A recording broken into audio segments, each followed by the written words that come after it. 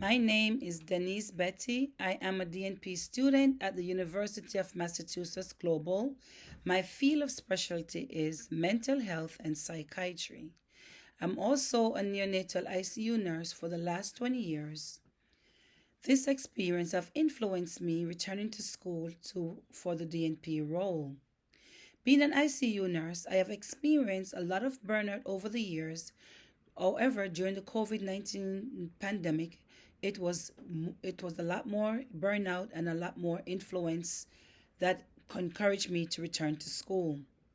I am also the mother of three young adults. I'm also the founder of Sisters Affirming Sisters Foundation, and also I am an holistic, compassionate care believer in nursing.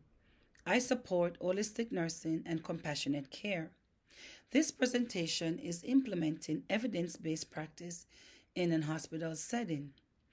This study was conducted to see whether practicing mindfulness, breathing technique, CBT, keeping a healthy diet, participating in physical activity, boost nursing staff were effective intervention to reduce burnout among critical care nurses.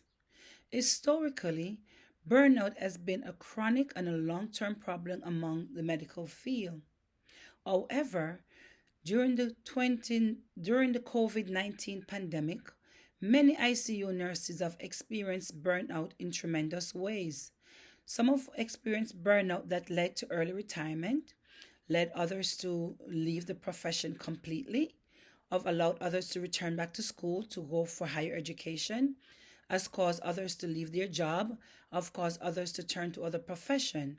The level of burnout has intensified and has really impacted not only individual physically, but also have impacted them mentally, not also affected them professionally, but have impacted them also personally. So burnout is an issue. It's a chronic problem, and we need help from nurse leaders, we need help from administrators, we need help from politicians and other stakeholders to address this issue going forward. So this study was conducted to address the concerns of burnout. The stakeholders are critical care professional, ICU unit directors, hospital administrators, funding organization, patient advocacy group, and educators. Each group role in this project is to reduce burnout among ICU nurses. The ICU based leaders, hospital administrators, by promoting breaks, providing flexible schedules, and increased staffing can reduce burnout. Funding organization providing research funding to support research and the latest development and effective intervention and strategies to reduce burnout is also needed. Providing peer review articles for nursing research that will support how to reduce burnout and do comparisons of how other institution, healthcare facility reduce burnout among their staffs. The theoretical foundation and conceptual framework underlying this proposal is no other person than the nursing adaptation model developed by Callista Roy in the early 20th century. Her model support with nursing adaptation as a result to promote the foundation of comprehensive nursing education. Roy concept was influenced by family, education, religion, role model, and therapeutic practices. The four fundamental concepts of Roy adaptation paradigms are a person. As per Roy, a person is a psychosocial being, a spirit, a human being that's or is constantly changing, constantly interacting with the environment, have dynamic changes. Health, also environment, and nursing. Those are her four paradigms. The educational need for each group would be nurse leaders and other administrators must be aware, must be mindful and aware of the stress that their teams are experiencing, must be in awareness of the level of stress that their team are experiencing and must intervene by creating intervention and programs to alleviate burnout risk.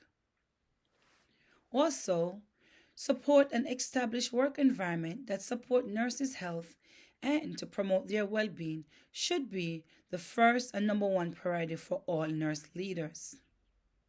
Also, implementing wellness and support program in place such as resilience training, mindfulness training, increased staffing, exercise program, and providing nutritional program to teach staff the importance of adhering to healthy eating habits.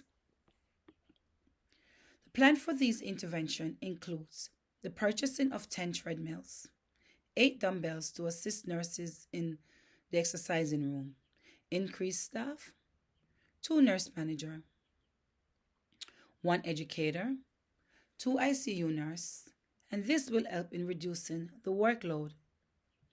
Also, implementing a weekly, 3 days a week meditation program, a 2 days a week yoga session, and a nutritional program that will incorporate healthy eating and promote healthy eating habits.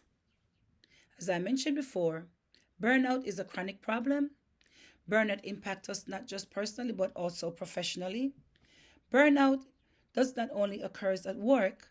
A lot of times people who at work experience burnout also have burnout when go home. Being burnout can influence and impact one's family dynamics, one's social life, one's community. So burnout is an issue that needs to be addressed by not only nurse and hospital leaders and administrators, but by politicians and each individual in society. The COVID-19 pandemic have certainly shows us the effect and the consequence and the poor patient care that comes out from having nurses and staff that are burnt out. So this presentation and this proposal is in aid to address these issues so we can be better prepared for a future pandemic or for a better working environment. In conclusion, ICU frequently experience nurses experience burnout, which, as mentioned before, can be detrimental to their physical and their mental health and their well-being. Active action can significantly reduce job burnout and assist maintaining a stable and unhealthy workforce for nurses. Due to the small number of participants and the short duration of this study, more long-term studies on these topics are needed to ensure that nurse burnout among ICU nurses are reduced to help increase the morals and support excellent patient care and promote compassionate nursing care. Thank you very much for listening.